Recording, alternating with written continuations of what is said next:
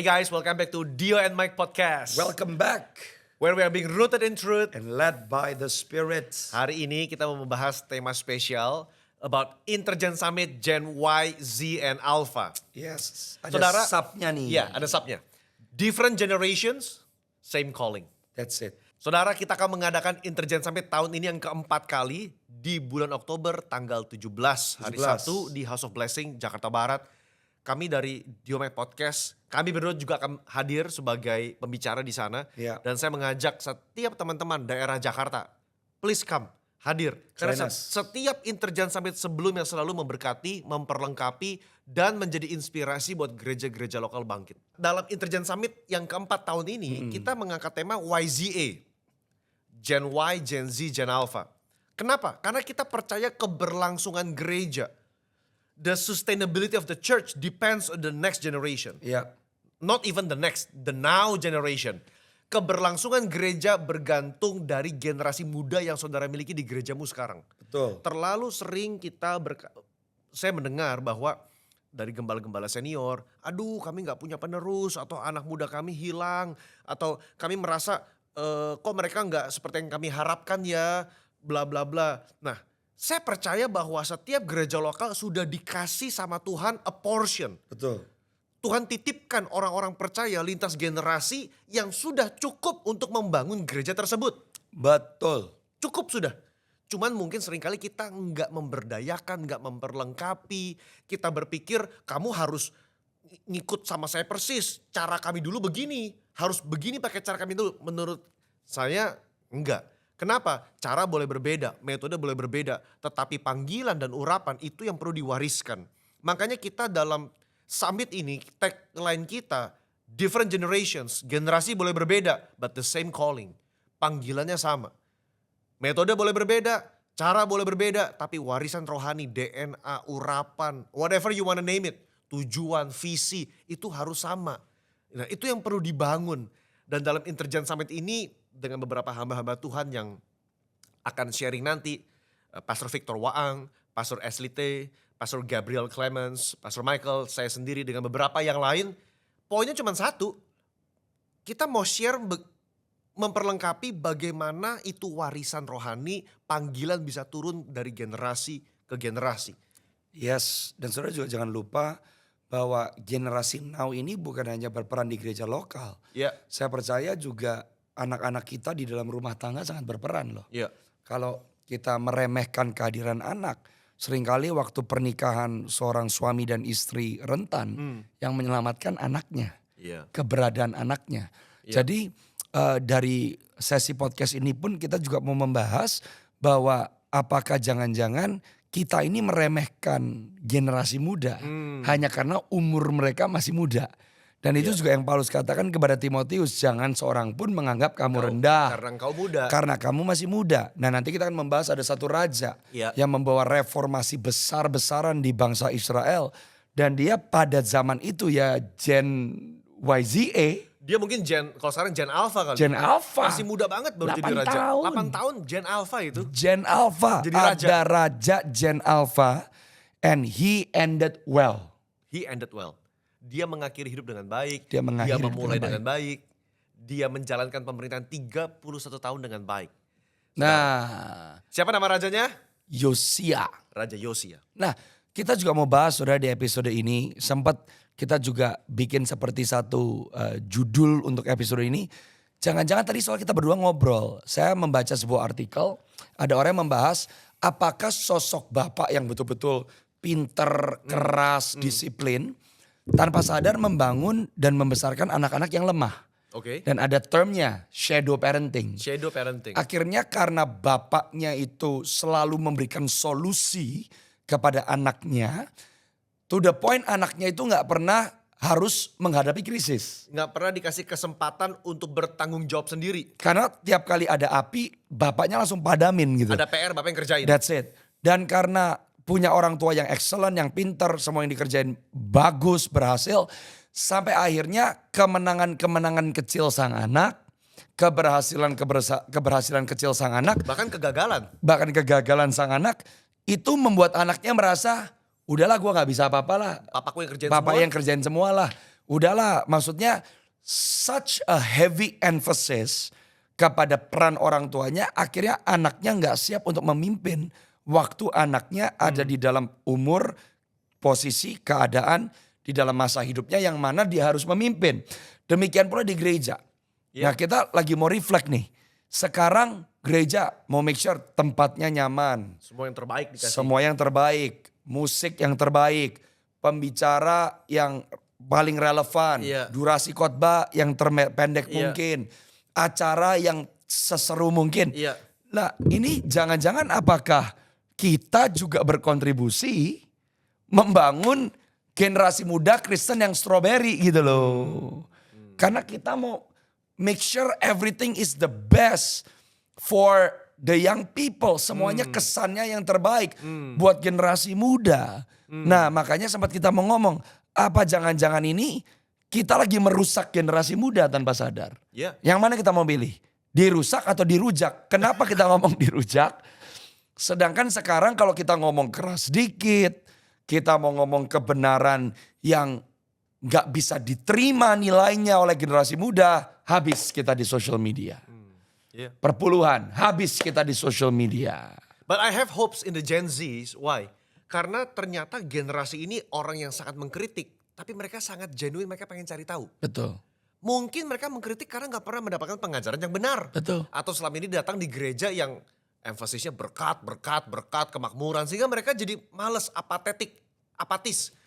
Atau juga ya Pastor Dio ya, mungkin Gen Z, mereka kan to be honest gak hidup di masa 20-30 years ago. Yes, kita akui. Ada overemphasis tentang kemakmuran, tentang berkat yang di luar proporsi yang seharusnya. Iya. Tapi Gen Z kan gak hidup pada zaman itu. Gak hidup mengalami penderitaan di zaman itu. Mereka cuma dengar. Iya. Jadi nah ini nih yang bahaya nih. Jadi seringkali juga ada kritik-kritik yang keluar karena nggak menerima keutuhan dari apa yang disampaikan pada zaman itu dan mereka pun tidak menghidupi keadaan kondisi zaman pada saat itu. Ya. Bagi saya sejarah itu adalah guru yang berharga. Yes. Karena seringkali kita mengkritik sesuatu di zaman ini padahal itu sudah terjadi di masa lampau. Ataupun kita nggak mengerti konteks kenapa sesuatu itu, pengajaran itu ada. Harapan dan kabar baiknya adalah Tuhan kita yang memimpin umatnya, memimpin gereja di setiap generasi. Tentu sedang terus membawa kita semua kepada kesempurnaan kasihnya. Iya. Kesempurnaan rencananya. Iya. You see? Jadi kita pun juga mau berkata kepada Gen Y, ZA, jangan sampai you are so critical, tapi ternyata kritismu itu tidak mewakili keseluruhan dari yang kamu kritisi gitu loh. Seringkali begini, saya menemukan begitu kita belajar baru tahu nah, gitu loh. Sedangkan mungkin kita kurang atau belum mempelajari sejarah gereja, sejarah kebangunan rohani, apa yang terjadi di masa lampau, apa karya Tuhan di Indonesia. Kita belum tahu tapi udah cepat mengkritisi gitu loh. Yes, dan kita gak buka hati mau buka saluran komunikasi dengan generasi yang lebih tua. Kita udah pokoknya jelek aja gitu lah. Iya. Gitu kan, Iya. dibuang gitu. Mau gak duduk sama om tante, sama papa mama. At least nanya gitu loh ke papa mama. Dulu gimana Pa, sih? dulu itu kenapa bisa lahir baru tuh ceritanya gimana sih? Dulu gereja tuh dibangun bisa bertahan tuh gimana sih? Gimana sih? Itu pelajaran berharga itu. Itu berharga. Tapi kita mau nanya gak? Enggak, kita langsung bilang bahwa ya punya kolot. Pokoknya gitu yang kan. lama konservatif kolot gitu, obsolete. Memang juga ada in the flip side of the coin. Ya generasi tua juga seringkali langsung melabel generasi muda. Iya. Kamu mah gak tahu apa-apa. Iya. Kamu mah taunya enaknya. Ya lu sendiri juga bikin anak lu maunya hidupnya enak terus. Makanya dalam Intergen Summit kita mau belajar, ini yang keempat kali kita bikin. Dan setiap Intergen Summit, karena namanya juga udah Intergen ya. Intergenerational, lintas generasi. Poinnya adalah kita mau membahas bagaimana mewariskan apa yang baik kepada yang berikutnya. Yes. Dan itu kita lihat di zaman generasi Raja Yosia. Let's go. Saudara, ini ada di 2 Tawarik pasal 34, ada di kitab 2 Raja-Raja pasal 22. Saya ingin bacakan dulu dari kitab 2 Raja-Raja Ya. pasal 22. Yosia berumur 8 tahun pada waktu menjadi raja. Keren. Dan selama 31 tahun ia memerintah di Yerusalem. Nama ibunya Yedida binti Adaya dari Boskat. Ia melakukan yang benar di mata Tuhan dan mengikuti semua cara hidup Daud bapa leluhurnya. Ia tidak menyimpang ke kanan atau ke kiri. Stop situ dulu deh. Kita Itu bahas aja dulu. udah, aduh. Kok bisa raja umur 8 tahun jadi raja dan dia nggak menyimpang ke kiri dan ke kanan? Dan ini menunjukkan 2 ayat pertama menunjukkan Yosia bukan karbitan. Karena ada longevity. 30 tahun. Yes. Artinya dia disukai, dia bertahan. Betul. Lah orang kan bisa ngomong kan, oh ini cepet-cepetan nih jadi raja. Lihat aja paling 1-2 tahun nanti Well, tergelincir. that's exactly what happened to his father. Ya. Dalam 2 Raja-Raja pasal 21 kalau saudara baca ayat yang ke-19, bapaknya Yosia, Amon, berumur 22 tahun pada waktu menjadi raja dan hanya selama 2 tahun ia memerintah di Yerusalem. Saudara, rakyat itu rakyat negeri membunuh semua orang yang bersekongkol melawan Raja Amon dan mengangkat Yosia anaknya menjadi raja menggantikan dia. Iya. Saudara. Kenapa? Karena udah kesel. Dia hidup menurut kakeknya Yosia which is Manasye. Jahat banget. Jahat banget. Dan rakyat udah kesel, saudara, dibunuh. Mereka mengangkat Yosia anaknya. Tapi yang hebat, ini poin pertama saya. Kita suka bilang kan bibit bebet bobot. Iya. Ini bibit bebetnya udah jelek nih. Manasye kakeknya jelek. Amon bapaknya jelek. Jelek. Ini kalau tanda kutip nih, mohon maaf ya. Kalau kita mau menikahkan anak kita, kayaknya kita gak akan pilih Yosia. Betul. Sayang, kamu yakin pacaran sama Yosia? Ini rajanya, opanya Manasye dia jahat ini. Bapaknya Amon jahat ini. Tapi kok bisa Yosia defies all odds. Iya. Di balik semua kemustahilan, dia menjadi raja yang luar biasa baik mengikuti bapak leluhurnya. Iya. Di sini saya mau bilang, saudara, kalau satu generasi memilih memutuskan mengikut Tuhan, itu bisa memutar balik kutukan yang ada di masa lampau. Glory to Jesus. Bener gak sih? Ya. Kamu bukan apa yang dikatakan oleh masa lampaumu. You are not defined by your past. You are not defined by your father. You are not defined by your grandfather as long as you choose to follow Jesus. Saya ulang Amen. bahasa Indonesianya. Kamu bukan apa ya? Kamu tidak ditentukan dari papamu. Kamu tidak ditentukan dari opamu. Kesalahan mereka. Kesalahan mereka nggak perlu menjadi kesalahanmu. Ya. Aib mereka nggak perlu jadi aibmu. Ya. Selama kamu bertobat, lahir baru, pilih Tuhan Yesus, dia mampu memulihkan hidupmu. Amen. Dan Yosia bukan Superman. Dia bukan anak emas jatuh dari kayangan Iya. gitu ya. Tetap ada peran generasi tua. Tetap. Ada peran ibunya. Ya. Dan Alkitab berkata ia mengikuti semua cara hidup Daud bapak leluhurnya. He didn't create anything new. Dia cuma ngikutin. Dia ngikut. Berarti dia nyontoh. Dia ngidupin. Ya. Dia replicate. Ya. Jadi kita juga mau berkata kenapa intergen? Karena kalau generasi tua hanya mengharapkan generasi YZA bangkit bim salah bim like magic, it won't happen. Nggak bisa. Nggak bisa. I think you need to step down from your high throne. To educate, equip. Turun dari tahta tinggi saudara.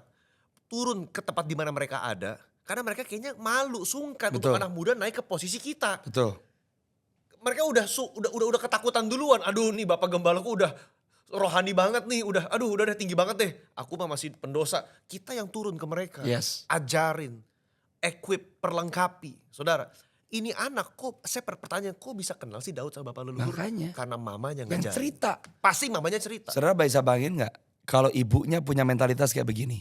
Anak bocah jadi raja. Mami aja umur 8 main kelereng. Lu, ya. Tapi enggak loh. Iya. Ibunya gave honor. Iya. Where honor is due. Iya. Karena dia adalah istri raja. Anaknya otomatis jadi raja. Berarti yang milih Yosia jadi raja bukan ibunya. Yang milih Yosia jadi raja siapa? Tuhan semesta alam. Tapi dibutuhkan generasi orang tua yang mau sepakat dengan Tuhan untuk destiny anaknya. Nomor 1, jangan kecilkan rencana Tuhan. Jangan kecilkan kepercayaan Tuhan buat anak-anakmu. Wow. Support them. Oke, you know, Orang bertalenta dikit di gereja, langsung di sikat. takutnya Klasik, nggak usah gitu. Nanti sombong nih anak. Kalau nggak direndahin dulu nanti sombong dia. harus lewat padang gurun dulu. Iya. Well, aku percaya bahwa setiap anak muda harus lewat proses. Pasti. Aku pun lewat proses. Pasti. gue anak gembala. Tapi just because aku anak gembala bukan berarti aku langsung mimpin di depan. Enggak, mulai dari nol. Pasti. Dari asyir, gulung kabel, dari komisi remaja, ibadah, semua kita ikutin begitu Ya. loh. Semua diikutin. Ya. Tapi proses itu penting. Penting. No, I wanna share this. There is a hidden gem actually 2 pasal sebelum ini. Pastor, bagaimana kalau saya betul-betul gak punya orang tua, saya gak punya generasi atas yang mendukung saya. Saya gak punya generasi yang apa ya, yang so into my life. Begitu loh. Saudara, saya mau share, ini nenek moyangnya Yosia ya. Raja yang baik juga namanya Hizkia. Ya. Sekalipun sedih juga sih akhirnya kurang baik. Tapi awal-awal Raja Hizkia, saudara, ketika menjadi raja, ini 2 raja-raja pasal yang ke-18, saudara. Ya, itu dia berumur 25 tahun pada waktu menjadi raja. Selama 29 tahun memerintah di Yerusalem. Nama ibunya itu Abi anak Zakaria. Saudara, ibunya itu Abi anak Zakaria. Saudara, kata Abi itu tuh God is my father. Abia tuh bahasa itu God is my father. Gitu. Jadi saya mau bilang bahwa sekalipun orang tuamu gak mendukung kamu, sekalipun kamu gak punya generasi yang invest dalam hidup kamu, kau punya satu mentor rohani. Which is if you have the Holy Spirit, kau bisa ngomong sama Tuhan sendiri. The Holy Spirit can teach you. Dan yang kedua saudara, selain Hizkia punya ibu yang bernama Abi, anak Zakaria, dia punya seorang nabi yang menuntunnya dalam kebenaran firman. Ya. Ini penting. Kalau orang tua saudara gak bisa mendukungmu, pastikan kau memiliki mentor rohani sebagai orang tua rohani yang bisa support kamu. Yes. Yang bisa perlengkapi kamu, yang bisa kasih kamu kebenaran firman. Hizkia gak sendirian. Dia punya Yesaya. 2 Raja-Raja pasal 19 ayat yang kedua. Ya.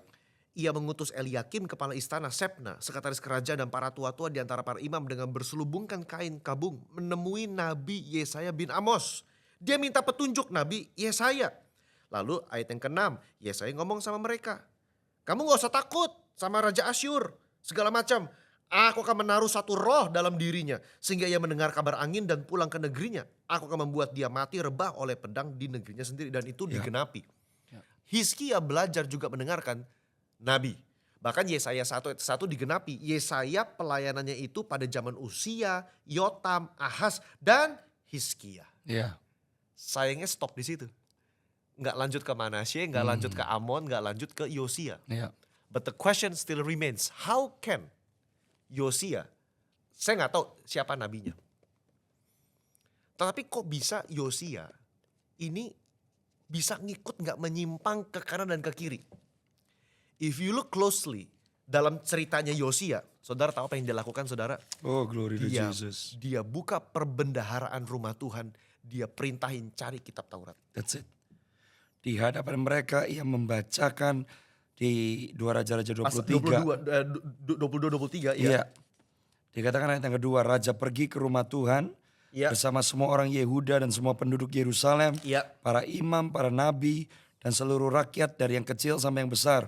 Di hadapan mereka ia membacakan segala perkataan kitab perjanjian yang ditemukan di rumah Karena Tuhan. selama 2 generasi Manasye sama Amon, itu hukum Taurat ditutup, ditaruh, dikucilin lah. Dikucilkan. Karena opanya itu introduce penyembahan berhala. That's it. Gitu loh. Jadi saya mikir ini Yosia kecil ngelihatnya tuh berhala. Opanya Manasye begitu, bapaknya Amon penyembahan berhala begitu. Kok bisa nggak menyimpang? Ternyata dia mencari kitab Taurat. Yes. Dia nyari. Well, saudara sekarang, aduh pastor di gereja saya nggak ada yang dukung saya. Di gereja saya orang tua saya nggak Kristen. Aduh saya nggak punya mentor. Saya jauh nih mau ketemu pastor Dio, pastor Mike. Well, kita nggak bisa ke satu Indonesia, but you have the Bible. You do. This is the word of the Lord. This is the instruction. Ini yang mengajar. Saudara baca ini karena Roh Kudus yang akan menerangi hatimu, mencerahkan, mengilhami dari kebenaran firman. Kalau tadi Pastor Dio berkata, Raja Yosia satu punya ibunya dan juga dia dikelilingi oleh para imam dan para nabi. Ya. Menurut saya itu adalah peran keluarga dan keluarga rohani. Ya, mungkin ada yang berkata bahwa orang tuaku nggak bisa mengajarkan apa yang benar. Kalau saudara sudah berjumpa dengan sang firman itu, saudara tidak boleh jauh dari rumah sang firman itu.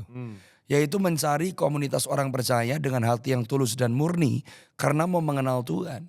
Nah, bagaimana seorang anak kecil waktu membaca kitab Taurat responnya langsung bertobat.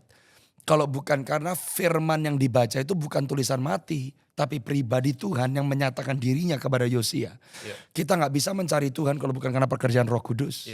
Tapi Tuhan selalu punya 1001 cara untuk membawa umatnya datang kepadanya.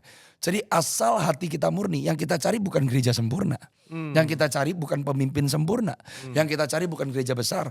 Kalau hati saudara mencari Yesus, maka sang firman akan memastikan bahwa saudara bertemu dengan orang yang tepat. Dengan komunitas yang tepat.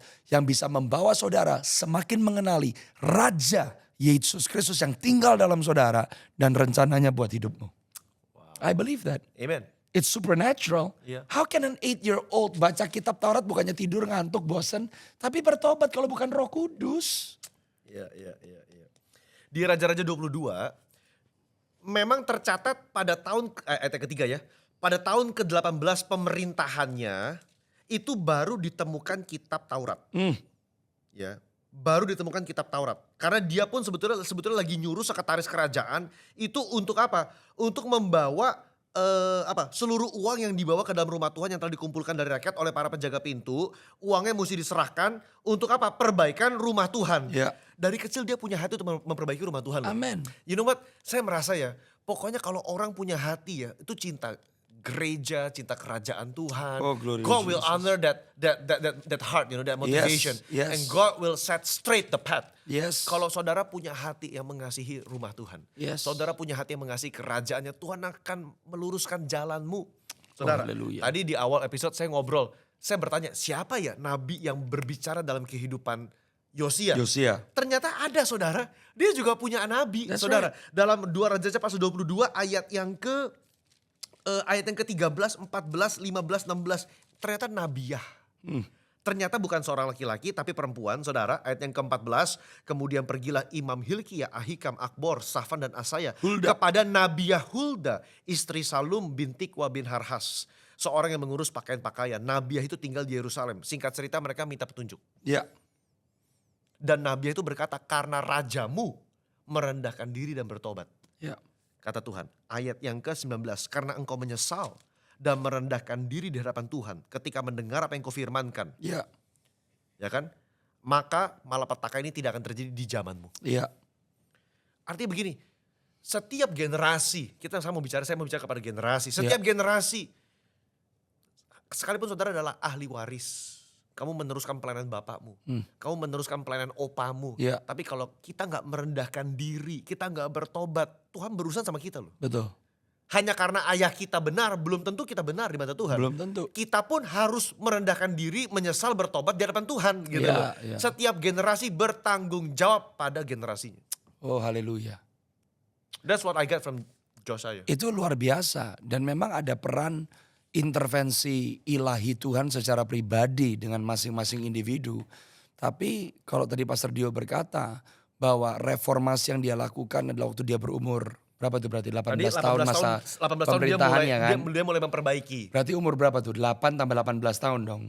Kan dia mulai memerintah kan umur 8. 8, 18, 36. Umur 36 tahun. 26 tahun. 26 tahun. Masih muda juga itu. Masih muda. Masih muda itu. Masih muda. Jadi pertanyaannya di 18 tahun itu, bagaimana Yosia bisa mengenal firman? Sekali lagi, karena ibunya. Karena orang-orang yang di sekitarnya. Yang jadi, ngajarin. Itu ada peran, intervensi ilahi Tuhan secara pribadi, tapi tetap ada peran generasi yang sebelum. Saudara bisa bayangin ya, di 2 Raja-Raja 23, ayat yang ke-24 sampai 25. Yosia menyingkirkan para pemanggil arwah, para peramal, terafim, berhala-berhala, segala sembahan menjijikan yang terlihat di tanah Yehuda dan di Yerusalem, dengan maksud menempati perkataan Taurat yang tertulis dalam kitab yang ditemukan Imam Hilkiah di rumah Tuhan. Sebelum dia, tidak ada raja seperti dia yang berbalik kepada Tuhan dengan segenap hatinya. Artinya apa tuh? Dengan segenap jiwanya dan dengan segenap kekuatannya. sesuai dengan seluruh Taurat Musa, sesudah dia tidak muncul lagi raja yang seperti dia. Kalau Yosia berbalik, berarti Yosia juga bukan orang sempurna. Kalau dia juga bertobat, Yosia juga mungkin melakukan kesalahan. Tapi dia memilih untuk bertobat. Dia memilih untuk Poinnya bertobat. dia berbalik. That's it. Poinnya berbalik. Berbalik. Jadi saya percaya sekali saudara, mau generasi siapapun deh. Yang tua, yang generasi Y, Yes. generasi Z, generasi Alpha, baby boomer. Kalau kita merendahkan hati bertobat kembali kepada Tuhan, God will restore your ministry. God can restore your church. Berarti yang kita juga mau katakan, jangan sekarang yang dilihat dari generation YZA cuma yang jeleknya doang. Ya. Jangan yang dilihat dari Gen YZA cuma udahlah generasi ini no hope lah. One touch from God can change. Dan kenapa menurut saya sebagai gereja, nah kita ngomong dari segi profetiknya ini, to continue untuk terus menubuatkan, mengingatkan, memperkatakan apa yang Tuhan sudah katakan, apa yang sedang Dia katakan untuk generasi ini di tengah lika-liku perjalanannya. Yeah. Karena keadaan Gen YZA sekarang, that's not the final destination. Iya, betul. That's not the end. Iya. Dan Tuhan perlu gereja untuk bukan melihat dengan skeptik atau pesimis. Kelemahan generasi ini. But lead them. Show them the way. I always say, semakin generasi itu diserang, semakin generasi itu merasa paling jelek, paling lemah, di situ kasih karunia Tuhan paling besar. Amen. Dalam kelemahanmu lah kuasaku bekerja sempurna. Amen. Bagi generasi yang paling dibilang strawberry generation lah, generasi yang kena mental health lah, generasi yang paling macam-macam yang jelek-jelek. Menurut saya generasi yang paling bakal dipakai Tuhan. Ya. And I believe in that. Makanya kita sebagai gereja perlu invest di generasi muda. Amen. And by the way pastor, nenek moyangnya Hizkia, dia punya Taurat, dia punya Nabi. Yosia, dia menemukan gulungan kitab Taurat, dia punya Nabi Hulda. Yeah, That's the spirit and the word. absolutely. Spirit and In truth. every generation you need the spirit and the You word. need the spirit and truth. Gereja dibangun di atas dasar rasul dan para nabi. Absolutely. So nggak perlu ada title apostle di depan kartu nama saudara, No need. tapi fungsinya. Recognize the office. the gifting, the office. Recognize the office. Iya. Iya. Jadi Betul. kita juga melihat dari sini ternyata pattern polanya Tuhan from generation to generation is the same. Iya. Same pattern. Same pattern. Jadi kita juga mau encourage teman-teman pemimpin generasi muda, kalau engkau sedang melanjutkan pelayanan dari orang tuamu, engkau sedang merintis gereja baru, saudara cari kebenaran firman. Iya. Cari Tuhan. Saudara, perlu dipenuhi oleh Roh Kudus. Minta Roh Kudus penuhi hidupmu. Sehingga roh itu yang menerangi hatimu, yang akan mencerahkan mengenai kebenaran firman. Dia akan mewahyukan dari kebenaran firman. Apa yang perlu saudara lakukan. Ya, dan jangan sampai kita terlambat. Ya. Yosia memberikan kepada kita sebuah gambaran bahwa seseorang ini yang Alkitab katakan tadi ayat yang dibacakan, tidak ada nabi setelah tidak dia. ada raja. Tidak ada raja setelah dia yang seperti dia. Yang bertobat dengan Yang bertobat segenap dengan hati dan segenap sungguh-sungguh, jiwa. dengan segenap jiwa. Ya salah satu faktornya kenapa menurut saya? Ya karena dia juga dibina dari umur yang sangat muda. Dan dia sudah dipercaya dari umur yang sangat muda. Meskipun sekali lagi bukan orang yang sempurna. Iya. Lah kalau orang berpikir bahwa udahlah nunggu nanti dia tua juga pasti tahu. Iya, Tunggu nanti dia gede dia juga pasti tahu. It's too late. Enggak. Lah banyak sekarang orang juga puluhan tahun di gereja baca Alkitab masih ngantuk. Nggak ngerti apa-apa, nggak dapet. Iya. You know, semakin muda sebuah generasi diperkenalkan kepada Tuhan, the better it can only be. Makanya kan kalau nggak salah ada kegerakan window for 14. Ya, Terbaik memperkenalkan Tuhan Yesus adalah usia 4 sampai 14 tahun. Ketika mereka, kenapa saya sering anak muda Pastor Mike? Karena begitu anak remaja give their life to Jesus. yes. Ngalamin Tuhan di retret, di KKR. Their lives change, you know. Dan itu tuh inget sampai tua karena masa remaja tuh that's the most memorable Betul. seasons gitu loh. Hati Betul. kita masih lembut, Betul. otak kita juga masih berproses gitu loh. Kita belum mengeraskan hati, tapi begitu Tuhan sentuh kita di masa remaja, wah. ya tetap semua orang harus ambil keputusan ya. Ya. Yosia tetap harus mengambil keputusan. Tapi ya waktu Tuhan intervensi, when he manifests himself, di situ kita nggak bisa bermegah. Ya. Dan saya percaya Gen YZA pun juga nggak bisa bermegah. We're gonna be the better generation. Kita lebih jangan bagus dari mengulangi kakek kita. kesombongan yang sama. Kita lebih bagus. Jangan. Jangan. Semuanya karena Tuhan. Yes. Yang pertama datang menghampiri Amen. kita. Saudara, if you wanna register untuk Intergen Summit, Don't miss it. don't miss it. Akan ada QR code yang tersedia di layar, saudara. Please register with your team. Bawa tim saudara. Bawa gembala saudara, ketua youth saudara, remaja. Pastor, saya orang tua jemaat, boleh nggak? Boleh. Belajar, yang penting punya hati untuk generasi berikutnya. Amen. Okay, God bless you. See you in the next episode. And at Intergen Summit. Yes.